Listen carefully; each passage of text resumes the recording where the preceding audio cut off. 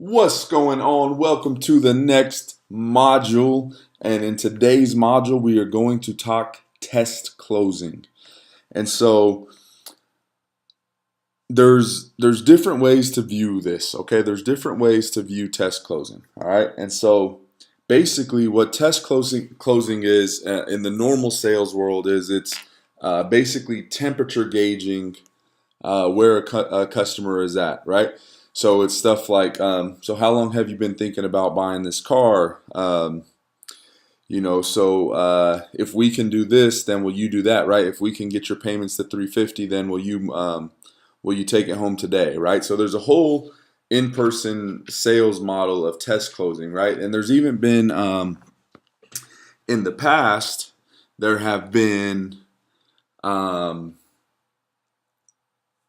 like door-to-door salesmen, like especially when they used to sell encyclopedias door-to-door, and they used to sell like records door-to-door back in like the older days, right? The 70s, 80s, before people were scared to talk to other people. Plus, and before people were getting ripped off every day. uh, but there used to be these door-to-door salespeople, and what they would do is they would go in and they would, start off with a question, and the answer to the question would be yes, and they would keep on going all the way to the point where they would close the sale. So it would be like, "Hey, do you care about the environment?" Yes. Okay, cool.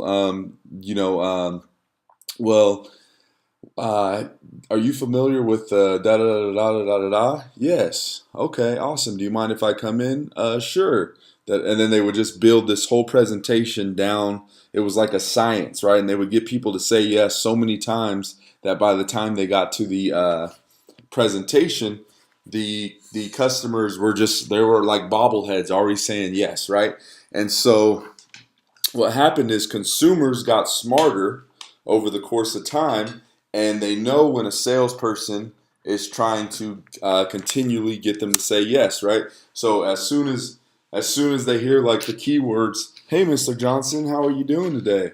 Hey, are you doing this?" And then they already know that it's a sales call, right? You instantly know when a sales call is happening. Um, and so how do you test close using that, getting people to say yes without being a cheesy salesperson, right? And so this is what's called the yes ladder, right? And the idea is to get people to keep climbing each of these rings all the way up the ladder until you get to your yes.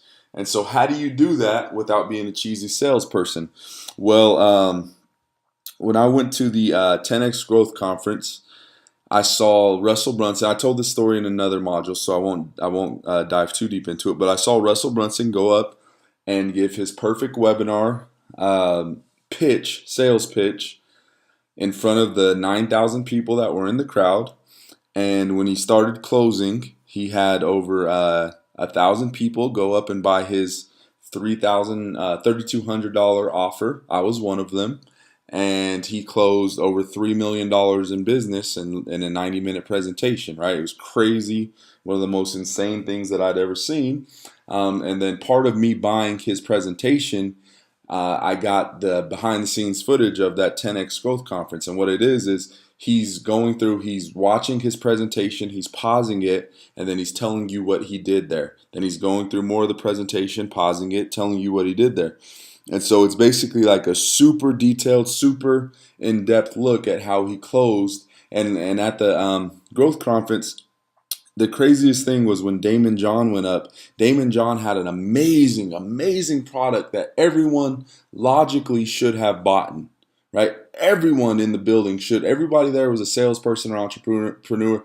Everyone there should have bought Damon John's offer. It was not a lot of money. It was only like $1,000, and he was giving you like over 10,000 hours worth of video or something crazy. Like, it was logically, it made sense. Everybody should have bought it, but nobody did. Right? Very few people did. It was so bad that you had this other guy come out from the back and start like trying to hard sell. "You guys are crazy if you don't get this. Do you understand who this man is?" And it was almost sad. Like when you see a guy begging over a girl and you're just like, "Bro, just calm down, man. Stop being sad." That's what it looked like when they were trying to close Damon John's program. What's the reason? Well, one of the big reasons is Russell Brunson. He always does test closes, but they're not what you think. They're not getting people to just continually say yes, like, uh, so are you in business? Yes. And do you want more customers? Yes. And do you have a product to sell? Yes. It's not that cheesy garbage, right? Here's what it is. You continually get people to say yes by just checking where they're at, right? So you're going through and as I'm giving this presentation, I'm going to give you some examples. So I'm talking about test closing today. Are you guys getting it? Is this making sense to you? Okay, so the idea is we want to get people to say yes continually. Are you getting that, right? That seems pretty easy, but we don't want to be cheesy about it. We instead want to help people to get to a yes by asking them questions to make sure they're following along. Are you guys understanding that? Are you following along with me?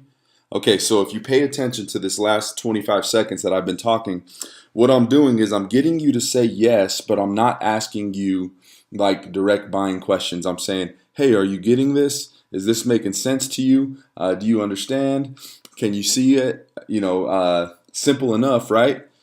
Is this easy? Right? All of those questions, all of those kind of questions are all test closes. And what they do is they get you subconsciously saying yes over and over and over again. But the thing is, you have no idea that I'm doing it because all you're doing is following along in the presentation. So I'm saying, hey, so the idea is there's this ring of this ring, and you guys have all seen ladders, right? And you would say what? Yes. Okay, cool. So the idea is like when someone's at the bottom of this ladder, we want to get them to take one step each time, all the way up until they say yes. That makes sense, right? You guys getting this? Okay, cool. And so as they're taking each step, the idea is to keep asking them questions that make it simple for them to say yes without being a cheesy salesperson.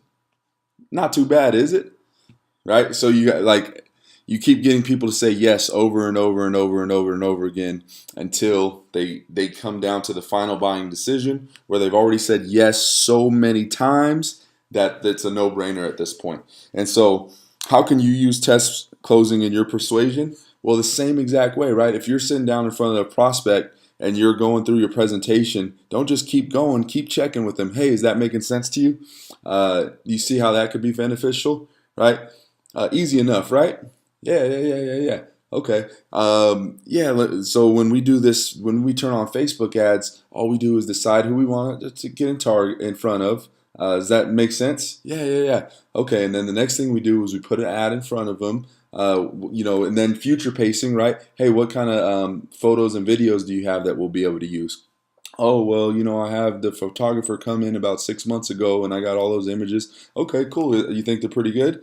Yeah. You keep getting yeses, right? You see, this is like this is a psychological journey that you're taking people on, and 99.999999999% of human beings will have no freaking clue what you're doing. This stuff is so powerful. I test it out sometimes on people, whether it's like customers or friends or family, and I test it out, and it is amazing. People have no idea. You're literally getting into someone's mind and persuading them. And like that's why I said it's so important not to use these powers for evil, because these are like crazy psychological tools. And so with that, I hope you enjoyed this lesson. I'll see you on the next one. Peace.